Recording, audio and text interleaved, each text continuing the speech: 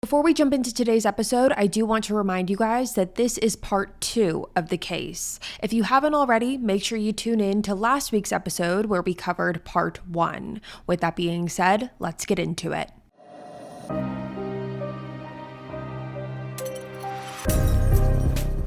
Hello everyone, what is up? Welcome back to another episode of Killer Instinct, you guys. Thank you so much for joining me here today. If you're new here, hi, my name is Savannah and I'm your host of Killer Instinct. And before we get started, make sure you go ahead and hit that subscribe button. That way you never miss an episode. We post weekly here on the podcast every single Wednesday. You're not going to want to miss it. We also upload the video version to YouTube on Wednesdays as well, so make sure you are subscribed.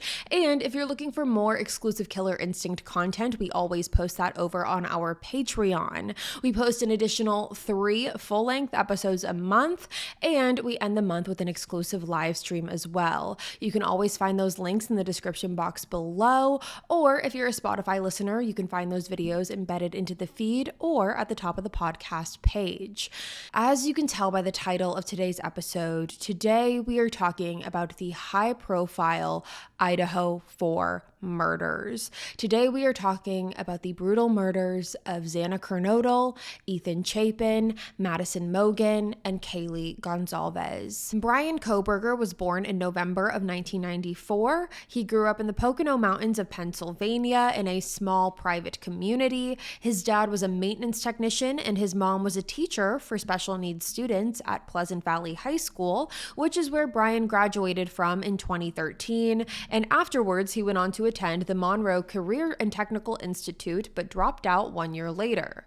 For all things considered, Brian grew up in a loving household. His parents loved him, supported him, and he lived a good upbringing and had a good family life. In 2015, Brian got a job working as a security officer for the Pleasant Valley School District, and then went on to attend Northampton Community College, where he earned an associate's degree in psychology in 2018. Brian then got an undergraduate's degree in criminal justice from DeSales University, and in the summer of 2022, he moved to Washington State to pursue a PhD in criminology. Brian moved in to an off-campus apartment, and he was living alone, and alongside working towards his PhD, he also became a teacher's assistant for other criminology and criminal justice classes. Now, for all things considered, Brian was very smart. He was very book smart. He excelled as a student. One professor even coined Brian as one of the top 2 students that he had had over the course of a 10-year period. But despite what might look like a progressing education and a man who was very book smart, Brian very much struggled in his personal life. He had a lot of insecurities. He struggled with self-image. He was socially awkward. He did not have the best luck with attracting women. And this was something that he was hyper aware of. He was hyper aware of the fact that things seemed to come easily to other people that did not come so easily to him. Brian also struggled with his weight, which was something that he was reportedly bullied for in high school. And after graduating high school, it was said that Brian developed a heroin addiction. However, what forced that to come to an end was when Brian stole his sister's cell phone, and his father ended up reporting Brian to the authorities. Brian was arrested. He then went to rehab, and that forced him to get clean. In an excerpt that he himself wrote in 2011 regarding his own view of his self-worth and self-image, Brian wrote, quote, "I feel like an organic sack of meat with no self-worth, as I'm starting to view everyone as this. Everything I've ever done makes no sense. How did things get this way? Are we all just advanced animals with possession, or is there more to it that I can't see? I view everything as I would if I was playing Oblivion, pointless and full of nothing. I am stuck in this void of nothing, feeling completely no emotion." End quote. But over the course of the years, Brian had really reinvented himself and the image in which people perceived him. By his junior year of high school, he got really into health and fitness. He turned vegan, and over time, he lost over 100 pounds. Like I mentioned, he stopped using drugs, and he he started to try and put himself out there socially, especially in 2022. He started going to different social gatherings, bars, he started going on dating apps and parties. However, despite the physical change in his appearance, his social awkwardness was still there. That did not change. His inability to interact with other people was something that stuck with him no matter what he changed his appearance to be. Those who had come in contact with Brian in the months leading up to the murder have described him as very odd. Some said that they started striking up a conversation with Brian simply out of having sympathy for him because he seemed uncomfortable and awkward, but he was also trying to put himself out there. So people were trying to almost lend him an olive branch of some sort. Some people remember Brian just lingering around women at social gatherings. He wouldn't leave women alone despite them not really showing much interest in him. Other people remembered that Brian really loved to be in the dark. He thrived in darkness. He liked to do things at night. He liked to hike at night. He liked to go out at night. And it has recently been revealed that Brian had been diagnosed with a condition when he was 15 years old called visual snow. Now, visual snow affects about 2% of the population, and it makes someone very sensitive to light. And sometimes it can make them so hypersensitive that they experience things like ringing in their ears or, again, just almost a pain to any sort of light. And it really is exactly what it sounds like. Someone who experiences visual snow will often see a constant resemblance to static or white or black small dots resembling snow. And it is something that is persistent and it's something that is constant, and there is no cure for it. Now, those who have analyzed Brian's behavior have said that Brian changing his image over the years was really his attempt of creating a new character for himself. This new character was one that he saw in other people as being sought after. He tried to have the characteristics of other people that he saw having the things that he wanted. For example, he thought that by losing weight and getting fit and becoming what some may perceive as objectively or conventionally attractive, that he too would be able to have the lifestyle that other men that he idolized did. But it was said that this was very difficult for Brian because he was so used to living in the shadows his whole life. And that goes back to him loving the darkness, hence the hiking in the dark. He was living in the shadows. He was hiding from society. He was ashamed of the person that he was at one point. And being in the shadows allowed him to observe without being seen. It is believed that Brian thrived off of the idea of being in control. Having power over someone else is what he fantasized about. Certain pornographic searches that were found on Brian's phone included keywords like sleeping, drugged, forced, and passed out. He kept hundreds of pictures saved and downloaded on his cell phone of different women that he did not appear to know. However, these pictures were found on different apps like Instagram, and most of these pictures were young women who either went to Washington State or the University of Idaho. And that has led to the question that many people have regarding this case, which is, what is the connection here? What is the connection between Brian and the victims, if there's any connection at all? Many people questioned in the beginning if this was a random opportunistic killing, or was this something more targeted, more strategic, something that was further planned out? Upon first glance, there really isn't any connection between Brian and the victims. None of the victims knew Brian personally. However, it is believed that Brian knew them. It's believed that he found them. It's believed that he stalked them, studied them, watched their routines, their every move to plan what he believed to be the perfect murder. There has been theories that Brian was following the girls on social media. There's been theories that Brian had messaged the girls on social media. However, that information has not been made public as of yet. Now, some other suspicious behavior or unsettling behavior from Brian prior to the murders and separate to the murders was the fact that 2 months prior to the murders is when he began searching Ted Bundy very frequently. He also made Google searches regarding sociopathic traits. It was also made aware that Brian had befriended a young woman who was in his same apartment complex. This woman also worked at Washington University, and her and Brian shared an office space.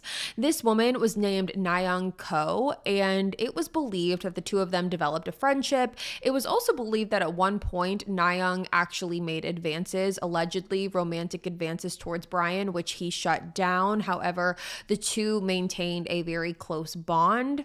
It was said that in the weeks before the murders, Nayoung had a disturbing experience while at her apartment.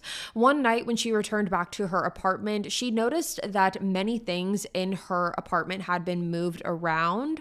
For example, she had baked a cake earlier that day. However, she had burnt the cake and left it in the oven with intentions of throwing it away later that evening. However, when she got to her apartment, the cake had been moved from the oven to the microwave. Along with that, when she walked into her bathroom, she noticed that all of her cosmetics, which were usually in her cabinet, had been lined up perfectly on the top of the toilet. There were also multiple things from her apartment that were missing, such as a watch of hers and a personal letter that someone had written her. And because of this, because she was so unsettled about what had happened, she called her close friend, Brian Koberger, who was awake at that time of night, and she spent the night at Brian's apartment because she felt so uneasy staying in her own apartment. Now, while nothing romantic happened between the two of them, the panic that Nayoung had did increase. She then realized in the following days that the spare key to her apartment was missing, and that key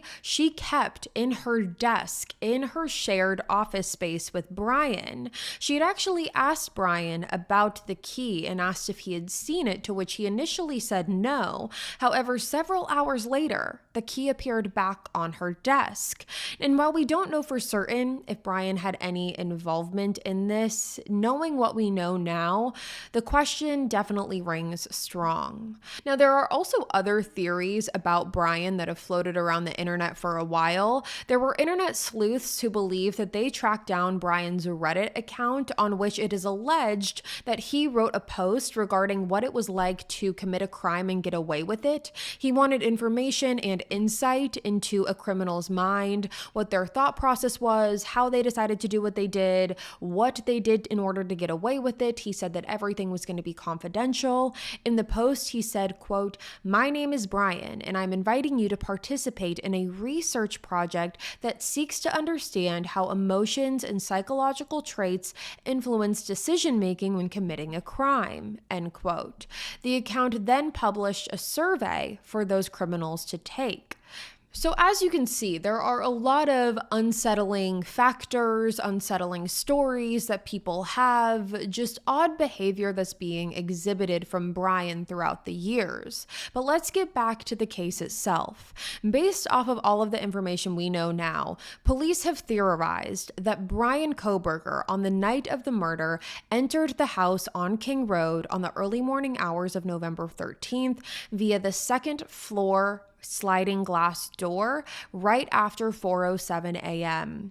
Many have believed that Maddie Mogen was the target in Brian's attack, and we will get into that momentarily. However, because of that, it is believed that Brian knew to walk upstairs where Maddie's bedroom was, which is where it is believed that he thought he would find her alone. However, to his surprise, he discovered that Kaylee was also sleeping in bed next to her, throwing off his plan entirely. However, he attacked anyway. Now, we have been told through Kaylee's parents that she had much more severe injuries than Maddie. It's believed that Maddie was attacked first and Kaylee was attacked second. Because of that, it's possible that Kaylee tried to defend herself and fight back, causing her to have more severe injuries. Now, because Xana's bedroom was below Maddie's, it is believed that Xana too heard the commotion coming from upstairs. It's believed she walked into the hallway hallway to see what was wrong, and in that time, she came face to face with Brian, who then proceeded to attack her and Ethan. Now, I do want to go back and talk about the crime scene itself for a moment, because there was a key piece of evidence left behind at this crime scene, and that was a K-bar knife sheath. Now, the K-bar knife was assumed to be the murder weapon for all 4 victims. However, to this day, that knife has never been found. Now, for those who are not familiar, a K-bar knife is a type of combat knife, most known for being used in the military. It usually has a 7-inch blade and a leather handle. It's an incredibly dangerous and powerful knife. It is dangerously sharp. This is not your average pocket knife or kitchen knife. This is an incredibly dangerous weapon. And the sheath of the knife was found next to Maddie's body, which obviously was a mistake. That was not supposed to happen. It's believed that Brian was just so full of adrenaline that he forgot he left the knife sheath behind. And along with that, the knife sheath being placed where it was only furthers speculation that Maddie was the intended target of the attack, considering he took the knife out of the sheath right before he started attacking Maddie. Now, police obviously sent this knife sheath off to the crime lab to see if there was any DNA left behind, and luckily for them, there was. The crime lab discovered that there was male DNA on the button of this knife sheath. Now, at this point, investigators turned to genealogy, and they began by uploading the DNA to a small database of approximately 2 million samples. However, that did not give them a match, so they needed to turn to the big guns. They needed to turn to the larger corporations. There are guidelines that suggest that law enforcement do not use or turn to these larger companies because it's an invasion. However, there is no law against it, so they are still allowed to do it.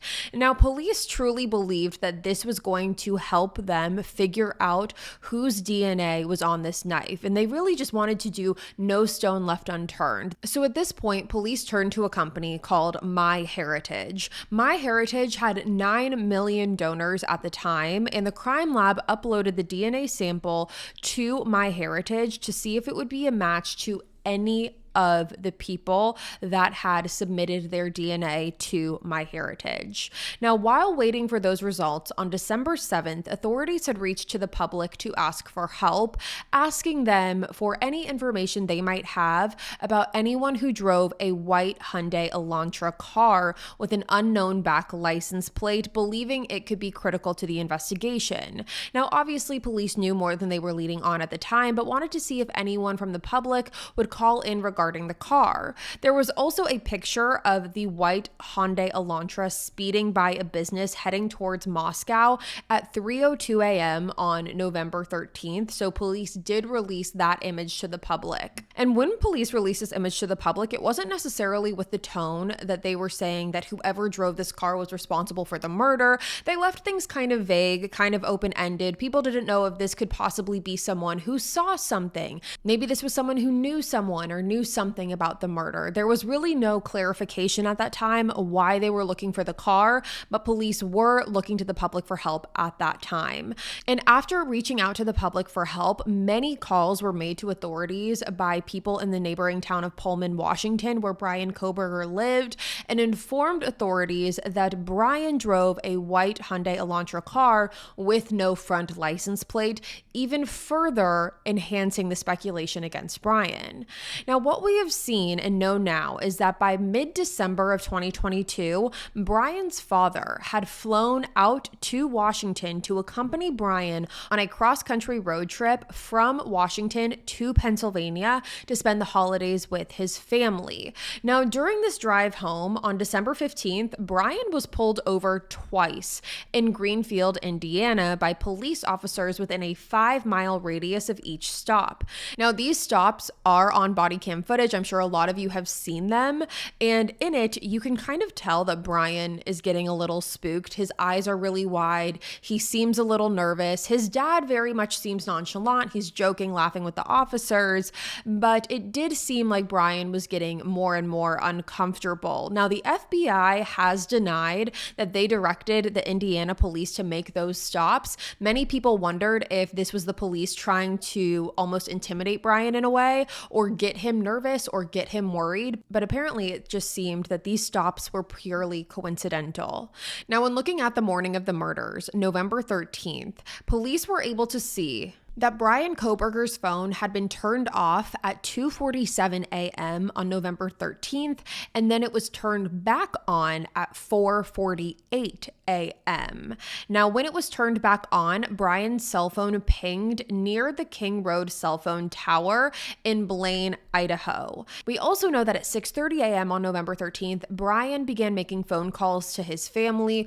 All of these phone calls were to his dad. Several hours later, at 9 a.m. on November 13th, Brian's phone pinged back near King Road, where it remained for approximately 9 minutes. So it is believed that the reason that Brian went back to King Road was because people have theorized it's for one of two things. One, it was because he wanted to see if anyone had noticed what he had done. He wanted to see if there were police cars, cop cars. He wanted to almost check in on what he had done. However, other people have theorized that he went back to the house for the reason of collecting the knife sheath that he left behind. People have believed that once he returned back home, he realized that he left the knife sheath at the house and tried to go back the following morning to collect it. However, he just waited in the area instead. He was in that area for, again, like I said, about 9 minutes. Now, at 10:31 a.m., Brian took a very disturbing and unsettling selfie of himself on his phone.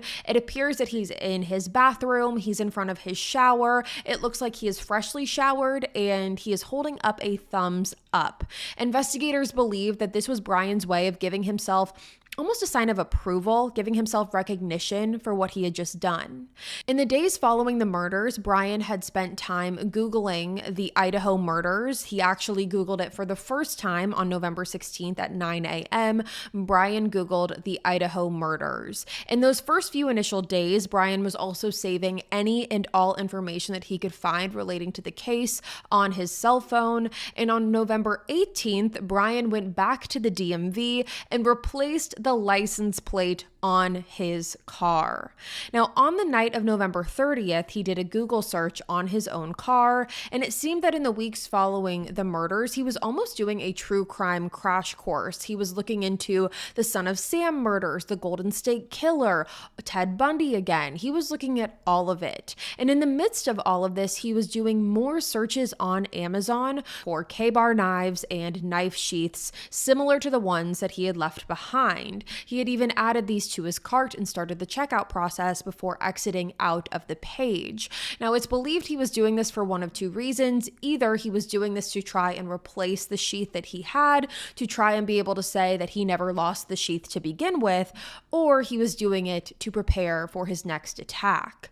Along with that, it has also been revealed that Brian spent time listening to the song Criminal by Britney Spears in slow speed on YouTube, which, if you go and listen to it, is very eerie and disturbing, and it's weird. It's bizarre. Just take my word for it. Police were also able to see in Brian's Amazon searches that he purchased the exact K-bar knife and knife sheath that was found at the crime scene. The knife sheath was found at the crime scene. The knife itself was never discovered, but he purchased that exact one on his Amazon account using a gift card in March of 2022. Now, at this point, Brian is at his family home. It's late December of 2022, and police begin surveillancing Brian. They set up surveillance outside of his home. They start watching him over the course of a few days. On December 27th, 2022, police retrieved items from the Kohberger family trash and sent those samples to the crime lab to see if it was a match to the DNA found on the knife sheath. So now they're comparing the DNA on the knife sheath to the Kohberger trash. And on December 28th, the lab compared the DNA obtained from the trash and the DNA found on the knife sheath, and results showed that there was an almost certain probability that the DNA discovered on the knife sheath was a familial match to Brian's father, giving them even more confidence that Brian was their killer. And along with that, this is when police also got word from the genealogy testing that they were doing from MyHeritage, and this is when they discovered that the DNA found on the knife sheath was at least 5.37 octillion times more likely to be Bryan Kohberger's than of any other unrelated member of the public. And I do want to mention with the genealogy testing that was done, this was not just an open and shut thing. This was a lot of work that went into the genealogy testing. The police made family trees. They looked into birth certificates and death records. It was an entire process to narrow down to Bryan Kohberger. And when they had enough evidence to prove that Brian was their killer, the investigative team waited until just after midnight on December 30th. They were outside watching the Kohberger home, and that is when they saw a man wearing a dark hoodie walking in and out of the garage into the kitchen of the home. He was wearing rubber gloves, and this was Bryan Kohberger. Brian was the one who was floating throughout the home right after midnight. He was seen placing items into plastic bags, believing to then dispose of those items. And again, this was another example of Brian thriving in the dark. It was right after midnight, and he was doing all of this. But at 1:14 a.m., Bryan Kohberger was in for a rude awakening when everything changed and police raided the Kohberger home and arrested Bryan Kohberger for the murders of Xana, Ethan, Maddie, and Kaylee. He was officially charged with 4 counts of first-degree murder and burglary, to which he pled not guilty for. It was said after Brian's arrest, he was very nonchalant. He didn't seem concerned or really affected at all by his arrest. And this was not just a knock on the door, you're arrested. This was police barging into his home, zip-tying his parents, arresting him. It was an entire production of arresting Brian, and he just seemed like it was no big deal. One officer even reported that Brian asked to get a cup of coffee with them once everything just simmered over. Now, as we know, the fight for justice in this case has been a long one. Brian and his defense team have tried almost every possible way in order to get Brian's charges dismissed. The defense requested that the trial be moved from Moscow to Boise due to the high-profile nature of the case. During that time frame, on December 28th, 2023, so almost a year exactly from Brian's arrest, the house on King Road was demolished. Now, this caused a lot of backlash. The demolition of this house left a lot of people very confused. People were wondering why police wouldn't wait until after the trial, because what if the jury wanted to walk through the home? What if it helped get a conviction to still have the house? What if it could have been used for the prosecution's advantage? So the demolition of the house was met with a lot of outrage. Now, from then on, there were still attempts from Brian and his team to get this trial delayed or get his charges pushed off to the side, delaying the inevitable. They tried everything that you can think of, they tried. Earlier this year, Brian got a new defense attorney. His defense attorney was replaced, leaving a new attorney to have to catch up on all of the new information regarding this case. So it again allowed the defense to say that they needed more time. His new defense attorneys were Ann Taylor, Elisa Mason, and Bicca Barlow. The prosecution on this case were Bill Thompson, Jeff Nye, and Josh Hurwitz.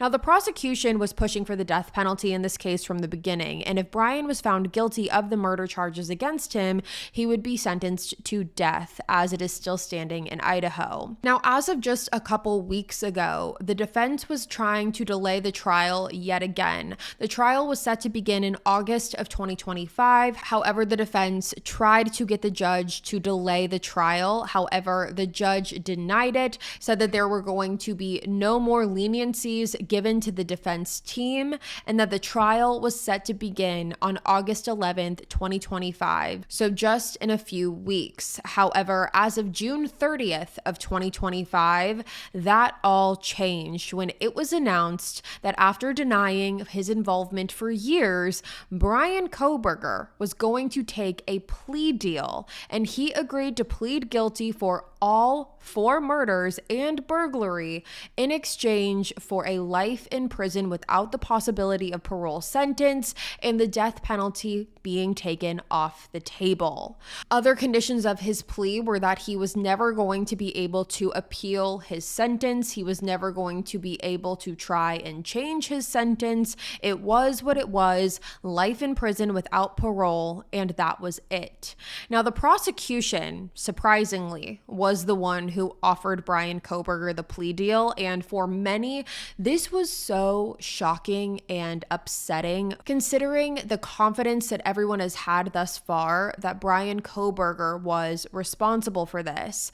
Now, yes, you have people who say, well, maybe he didn't do it. Maybe it was this person or that person, or how can we be sure? And many people have speculated the reason for this plea. There have been many different theories as to why the prosecution did this. Some have said that the prosecution was worried that there would be reasonable doubt against Bryan, leading to a mistrial, a hung jury, or worse, a not guilty verdict. And if that were the case, Bryan would never be able to be charged again. If he got found not guilty for whatever reason, he would never be able to be charged with this again. Some have defended the prosecution, saying that they were way in over their head with a case like this, and that this was actually in the best interest of the family, who could finally have closure and begin to move forward.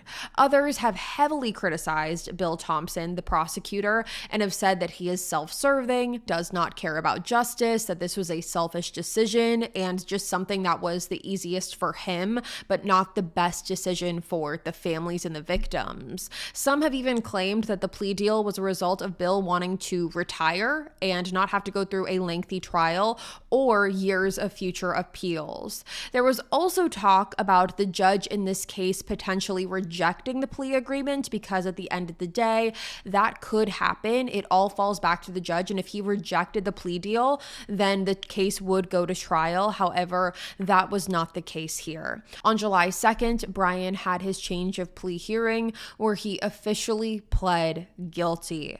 This was the first time that the public was hearing Bryan say the words guilty in regards to the murder of all 4 victims. During the hearing, Bryan admitted that he broke into the house on King Road on the early morning hours of November 13th with the intent to kill. We were also told some repeated information regarding the murders during this hearing. It was nothing entirely new. However, something that we did not know was that Bryan was reportedly seen by Bethany through her first-story bedroom window, leaving the house after the murders carrying some sort of container. It was said that Bethany looked out of the window, saw the man who is presumed to be, now that we know, Bryan, leaving the home carrying a container. Now, if there was a trial, both roommates would have had to testify to some degree, whether that would have been a recorded testimony outside of the courtroom or on the stand. Up until this point, we have really only heard Dylan's recollection, like I mentioned, and obviously the trauma that both of these girls have gone through is unlike anything that anyone will ever be able to comprehend. Now, like I said, this plea deal was met with a lot of opinions, feelings, and emotions, and really criticism. In my opinion, the only opinions that we should be listening to right now are those of the families of the victims, which seem to have some split opinions. Maddie Mogan's family has come out and expressed relief over the plea deal. Her father has said, quote, "If you get that quick death sentence, you don't have to spend decades thinking about how terrible you made the world," end quote. As of this moment, I have not seen the Chapin family comment on the plea deal. However, I do know from watching many interviews of Ethan's family that their perspective has always been focusing on moving forward while honoring Ethan and his life. His parents claimed that they were not planning on attending the trial if there was one anyways, so I'm not quite sure what their stance is regarding the plea, but I do know that Kaylee and Xana's family have expressed their frustration and pure anger over the decision. This has been dragged out for years, and we're weeks away from a trial for that to just be snatched away with this plea deal. Kaylee's family's Facebook page posted a long post stating, quote, "This ain't justice. No judge presided, no jury weighed the truth. Cowardly men, gutless men, they scatter like roaches when the battle closes in," end quote. They continued on speaking about Bill Thompson, the prosecutor, saying that he had no spine and did not face the families to talk about the plea with them before making the deal. They claimed that the plea was brought up briefly, but it was very nonchalant, and the Gonzalez family made sure to express that they were heavily against it. And it wasn't until after they received email confirmation that the plea deal was already taken that they realized the new reality. Xana's father has also expressed that Idaho has failed him, his family, and Xana. They've expressed that they feel that Brian shouldn't be able to drag their families through worse than hell over the past couple years as the families have been fighting for justice to then turn around in the last second just weeks before the trial and plead guilty. So the question here is what happens now? The next hearing for Brian will be his sentencing hearing on July 22nd. The judge has also claimed that after this hearing, the gag order will be lifted from the case, providing more information.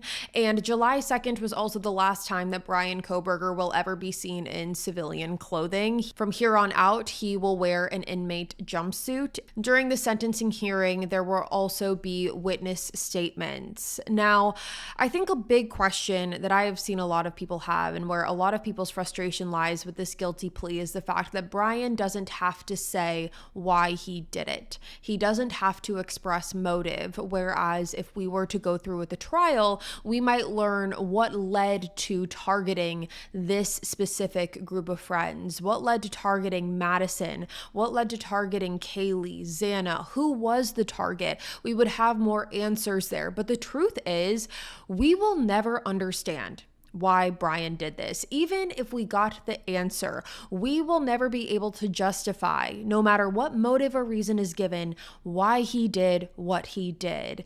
And the reason for that is because we do not have the same twisted, sadistic mind as Brian Kohberger. People are looking for a reason. They're looking for an answer because logically, as humans, in order for us to comprehend something we don't understand, there has to be a reason. There has to be an answer. Because once we have an answer, there's a click. There's a missing puzzle piece that comes together. It gets to a point where it's like, oh, at least we understand. Or it doesn't even have to be an I get it now, because we're never going to get it. And not to say that it justifies or makes sense of anything, because nothing ever will, but at least we walk away with closure. An answer gives us closure in our mind. But I think we need to come to terms with the fact that we will never fully understand why Brian did this. And maybe there's something to be grateful about in that. Maybe we take that as a good thing. And I understand the frustration, because I too was sitting there thinking, why then? Why do this? What happened? What led to this? Because again, a lot of the cases that we cover, most cases that we cover, more often than not, the person who ends up being a victim in a case is attacked or murdered or hurt by someone who they know. It's a crime of passion, a crime of anger, something that led to a boiling point. Very rarely do we see opportunistic crimes to this degree, something that was premeditated, planned, targeted, sought out. We learned that Brian Kohberger went to the King Road house 23 times before the actual murder itself. This was something he planned. This was something that he thought about in detail. And we don't have the answers of if he was ever in that home before. Again, that might have been something we learned in the trial. Did he ever go into the home? We know he had an understanding of at least where Maddie's bedroom was. Maddie did have some decor in her bedroom that indicated what her room was. was. She had an M sign in her window as well as pink cowgirl boots. And so maybe that was Brian's indicator of that's where she is. And that was where his target was, if Maddie was his target. So I do understand wanting answers and wanting motives. I think everyone here is wanting to know why. It's a natural response to want to know why something happened. It's a natural response to want an answer, to be able to put the pieces together, to almost have a sense of closure. But I don't think that any answer would ever be good enough. Now, after the murders, all 4 victims have been honored in different ways by their families and the communities. Ethan's family started the Ethan Smile Foundation to give tribute to Ethan and carry forward his legacy by giving out scholarships to others to help them accomplish their own dreams. Xana's family started the Xana Kernodle Scholarship. There was also the Made with Kindness Fund for Maddie and Kaylee, where local businesses supported scholarships that promoted kindness.